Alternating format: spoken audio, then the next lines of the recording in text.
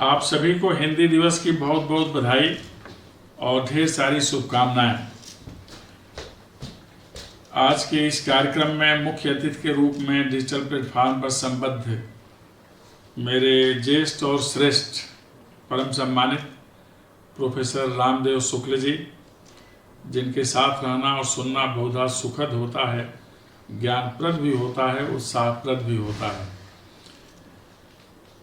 सुश्री संध्या सिंह जी, अध्यक्ष हिंदी विभाग भाषा अध्ययन केंद्र सिंगापुर से। श्री कैलाश चंद्र पंत जी, मंत्री संचालक मध्य प्रदेश राष्ट्र भाषा प्रचार समिति भोपाल। प्रोफेसर रेणु सिंह जी, अध्यक्ष हिंदी विभाग। डॉक्टर हरित कुमार मीणा, सहायक प्राध्यापक हमारे विश्वविद्यालय में।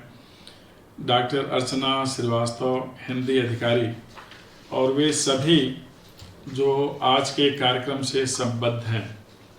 मुझे अच्छे प्रसन्नता है कि एक बहुत महत्वपूर्ण विषय पर यह परिचर्चा हो रही है हिंदी दिवस के दिन, और हम सभी के लिए यह गौरव का विषय है कि आज हिंदी एक वैश्विक भाषा का स्वरूप प्राप्त कर चुकी है।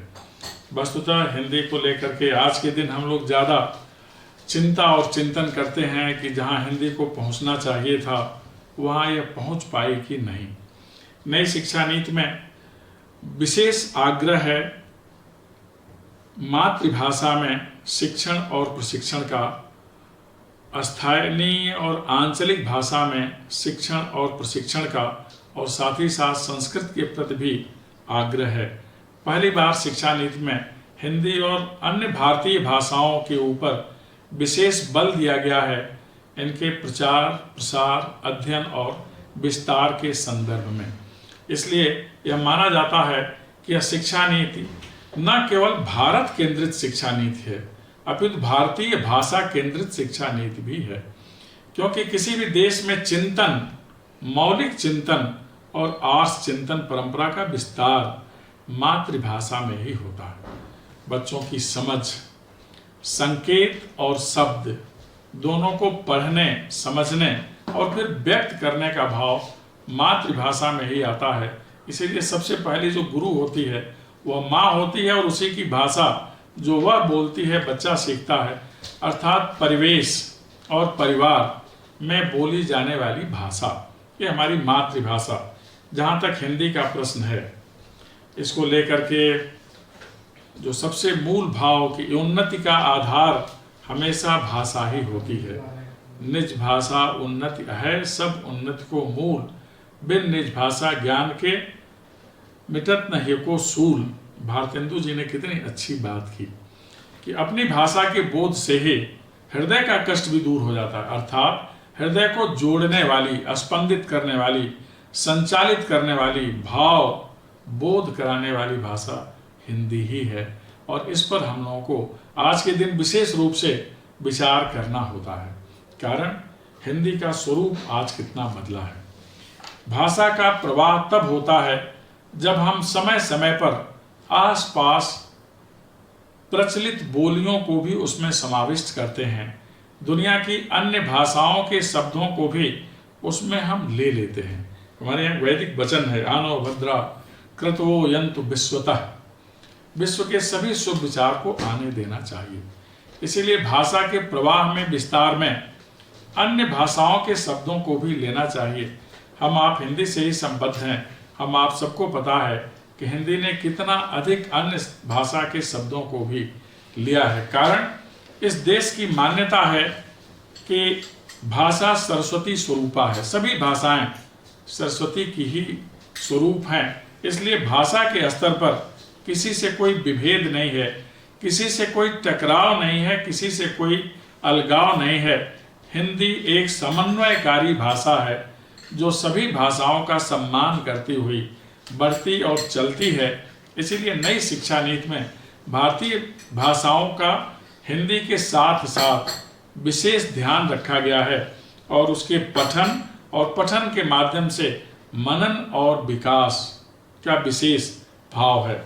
आज की हिंदी संवाद, संपर्क, संबंध, सम्मान, संस्कार और सहकार की भाषा है। आहार, आय, आजीविका और आवागमन की भाषा है।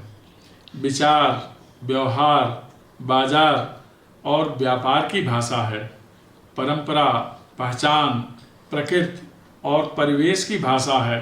सभ्यता, संस्कृति, संस्कार, सहयोग, समन्वय, संवाद और संवेदनशीलता की भाषा है।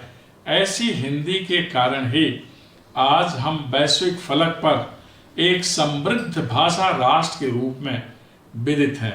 हम सभी को पता है कि राष्ट्रभाषा के होने से राष्ट्र की पहचान को कितनी महत्ता मिल जाती है।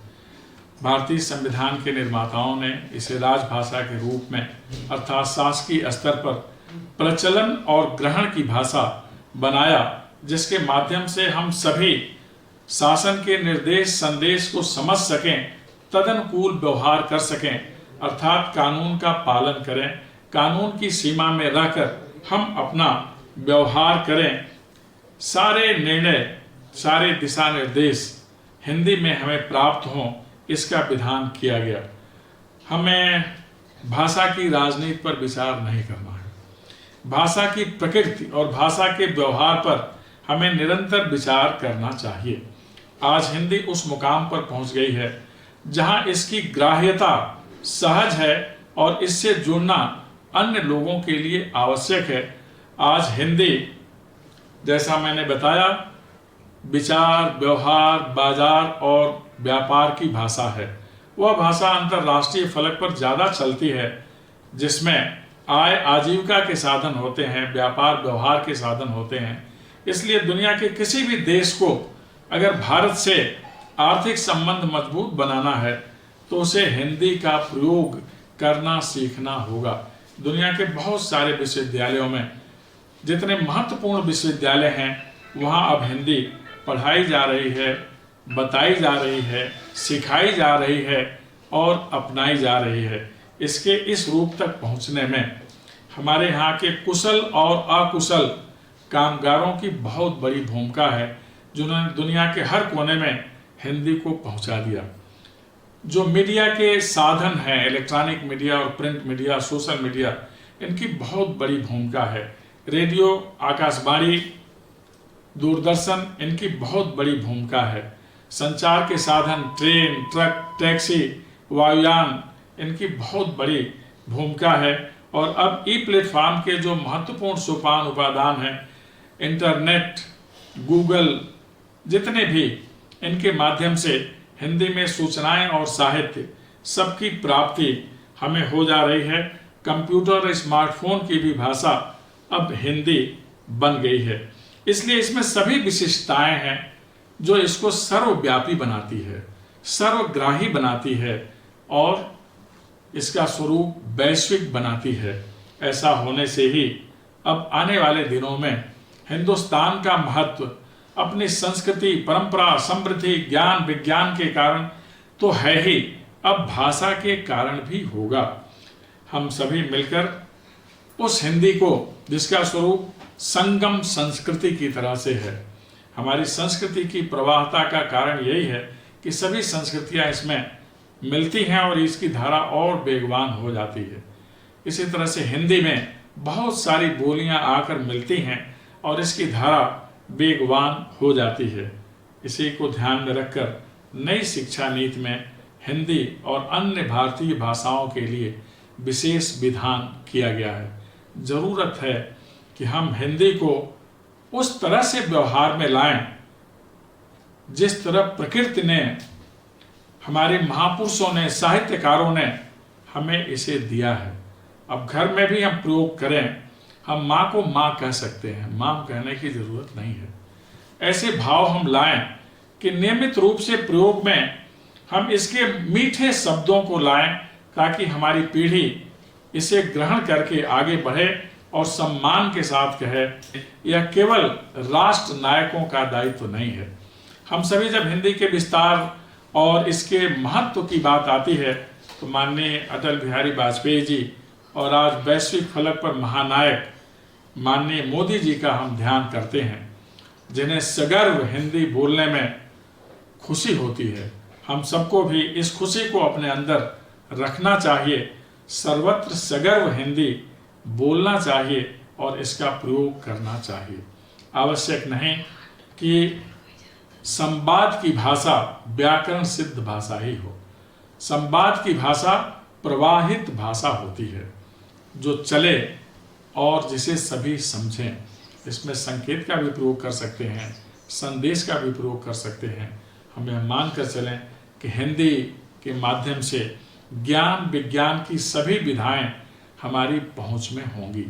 इसीलिए इस नई भाषा नीति में अनुवाद की भी व्यवस्था की गई है कि कुछ ऐसे ग्रंथ जो हिंदी में सुलभ नहीं हैं, अनुवाद के माध्यम से हमारे पास तक पहुंचेंगे और दुनिया के विभिन्न देशों में हमारी जो पुरातन सनातन जानकारियां हमारे आर्ष ग्रंथों में निहित हैं, हिंदी के साहित्य में निहित हैं, इसका अनुवाद करके हम दुनिया के अन्य क्षेत्रों में, अन्य देशों में भेजने का कार्य करेंगे। हमारे यहाँ का भाषा विभाग, विलुप्त भाषा केंद्र, हिंदी विभाग इस संदर्भ में बहुत महत्वपूर्ण कार्य कर रहा है। इस सभी से संबद्ध लोगों को मेरी ओर से आज के दिन बधाई और एक अच्छे कार्य के लिए धन्यवाद।